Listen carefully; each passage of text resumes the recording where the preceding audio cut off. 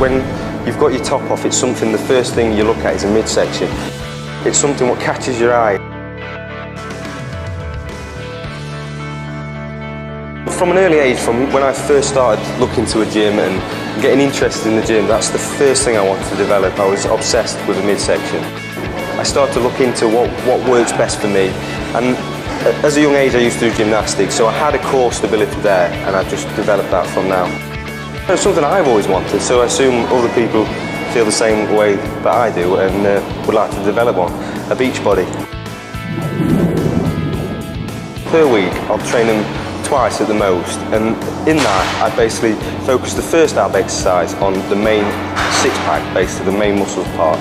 Hanging leg raise is my favourite exercise. I always tend to start on that, and what that is, that's for your lower abs and basically for the V, to taper into quads, your legs, and a lot of core. It's good for core and it's good just for all-round abs basically. And the second part would be obliques. So really I'd try and do it on a 60-40 basis. So the first initial start would be on the main abs, and then the 40% would be on the obliques, and vice versa. At the end of the week I would basically concentrate more on the obliques and then concentrate just to finish off on the abs. With a crunch exercise for the abs, I always tend to try and do a weighted crunch. And what that is, that's basically contracting the main abs to basically develop them. An ab muscle is like any other muscle in the body. If you want to bring them out and basically make protrude and grow, you need to do heavy weights, less reps. And that's what I've done to develop mine. I do a lot of heavy weights, less reps basically. And then when I wanted to tighten the skin up and basically draw it in and define them more, I drop the weight down, less weight, more reps. A lot of core work to basically keep it firm and keep the skin tight. Obviously it's not just the six-pack what you can see, there's all core muscles behind that, and a lot to do with the obliques to the side and how you can taper in. So it's not just simply doing a crunch exercise and just developing them first initial abs. You've got to be able to do a lot of core, a lot of own body weight to get the strength there. The obliques come off the side of the abs, which are basically there. They're only a small muscle between them. They're a big muscle group, but they're only small muscle individuals. So I don't tend to go heavy on them, because you can start to widen the waist and you can start to look misshaped. So really I would always only do body weight on there.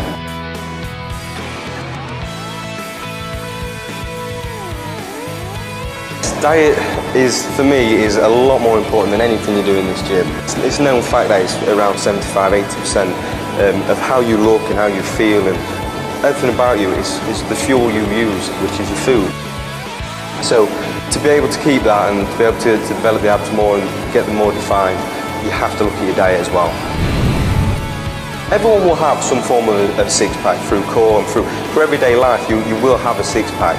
You just need to, through the food, you can develop it more in the fact that you can strip the fat and show them more.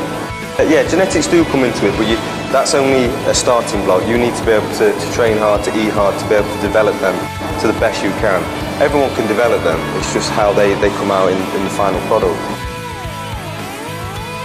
Yeah, it's not just to have a six-pack, to develop a body and whatnot, to keep the body fat down and to keep it looking trim all year round. Yeah, there are big sacrifices, and you have to cut the drinking down, because that is a bad part. The food, you can't cheat often, you can't be eating terrible food. But then why would you want to do that? When you get into a lifestyle, a healthy lifestyle, you will feel better in yourself. I wouldn't change it now. I'm used to that and I enjoy that now. For my body and for my genetics and how I train, it works for me.